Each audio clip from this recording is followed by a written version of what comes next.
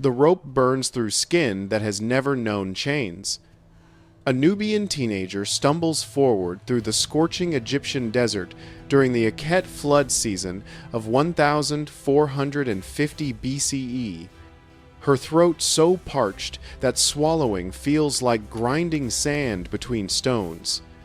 She is 15 summers old, though the Egyptian scribes recording her capture will simply mark her as one female, young, suitable for labor in Pharaoh Thutmose III's victory inscription.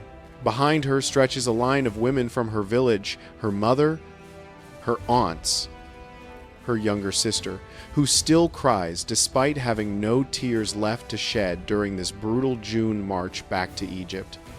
The year is 1450 BCE. Pharaoh Thutmose III has just completed his 8th military campaign into Nubia, and his victory stele at Karnak will boast of taking 7,000 captives during the Akhet season when the Nile floods made warfare easier. But those are just numbers carved into temple walls. This girl, whose name the Egyptians never bothered to learn, whose identity was reduced to her market value, represents the true cost of Egypt's golden age. Dust coats her skin, mixing with blood from wounds where Egyptian soldiers tested her flesh for firmness during the march, checking their merchandise for quality before the slave markets of Thebes.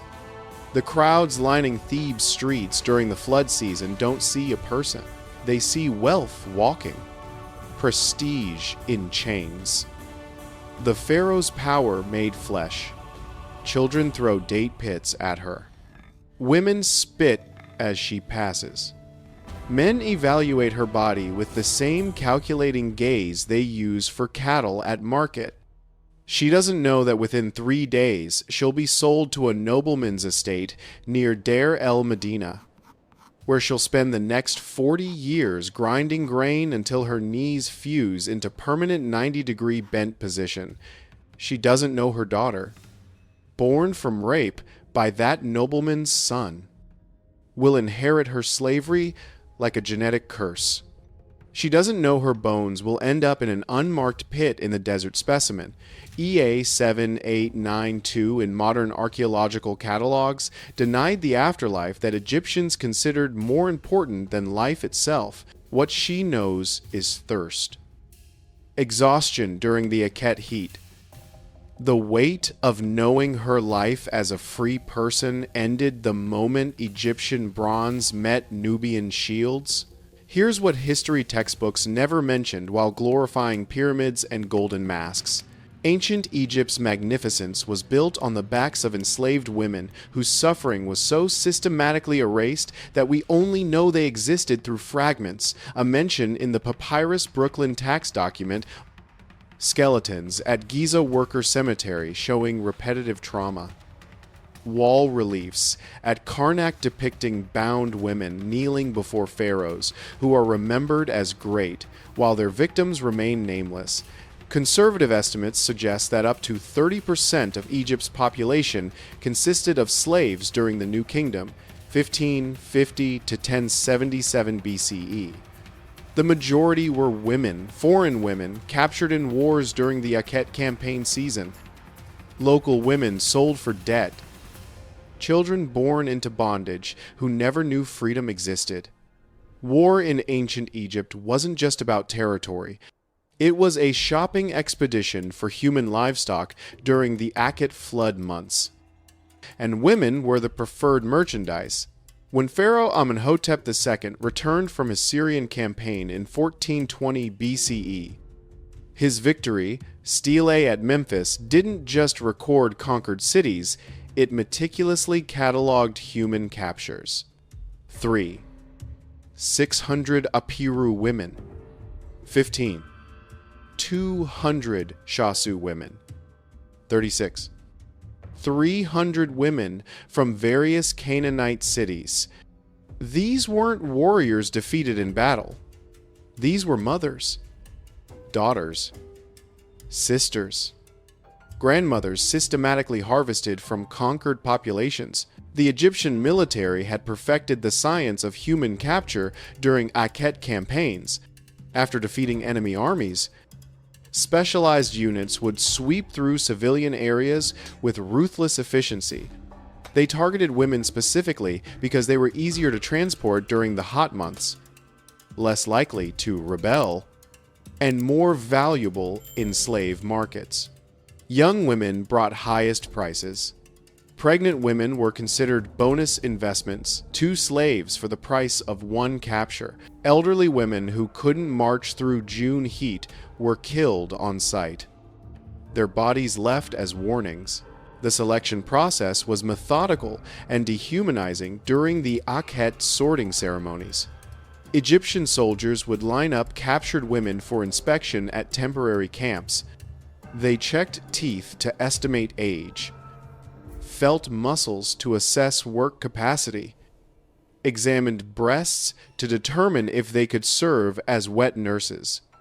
Women were stripped naked and sorted into categories: domestic servants, field workers, concubines, temple servants.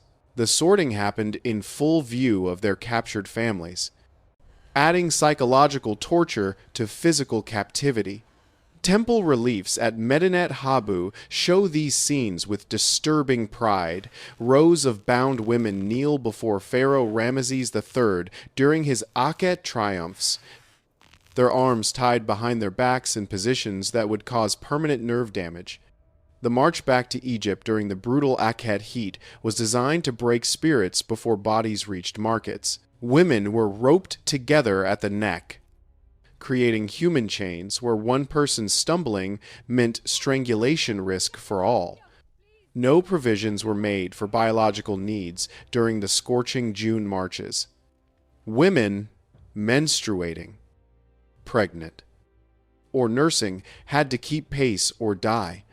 The Egyptian military calculated that losing 20% of captives during Akhet transport was acceptable overhead.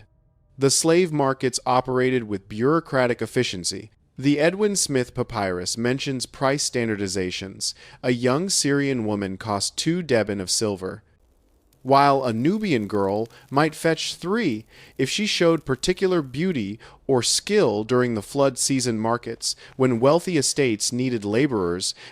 But capture and sale were just the beginning. What awaited these women in Egyptian households would make them pray for the quick death they were denied on the battlefield. Every morning during the Akhet season, when grain stores ran low and fresh grinding was essential, enslaved women across Egypt were already destroying their bodies in service to masters who saw them as tools. The grinding of grain alone killed thousands through slow, joint-destroying torture that archaeologists can still see in skeletal remains. 500 years later, Egyptian households demanded fresh bread daily, requiring hours of crushing wheat between heavy stones, work that intensified during Akhet when grain had to be processed before the flood receded. Enslaved women knelt for up to 16 hours per day, pushing and pulling grinding stones that weighed more than small children. The repetitive motion destroyed cartilage in knees, fused vertebrae in spines, and created arthritis so severe that excavated skeletons from the Giza worker cemetery show women in their 20s with joint degeneration typical of modern 80-year-olds. Recent archaeological analysis of female skeletons from worker cemeteries near Giza reveals the catastrophic toll: compression fractures in the spine from carrying impossible loads, teeth worn flat from accidentally consuming stone dust mixed with flour, malformed arm bones from repetitive grinding motions. These women's skeletons tell stories their masters never recorded: stories of bodies transformed into machines, worn out and discarded. Our Nubian teenager's skeleton. Specimen EA 7892 shows exactly this pattern. Knees fused at 90-degree angles from decades of kneeling. spine compressed and twisted from endless grinding motions, teeth worn to nubs from stone dust and flour. She lived to 55, ancient by slave standards. Her body is a catalog of accumulated suffering, but physical labor was just the foundation. These women endured systematic sexual slavery that Egyptian texts never called assault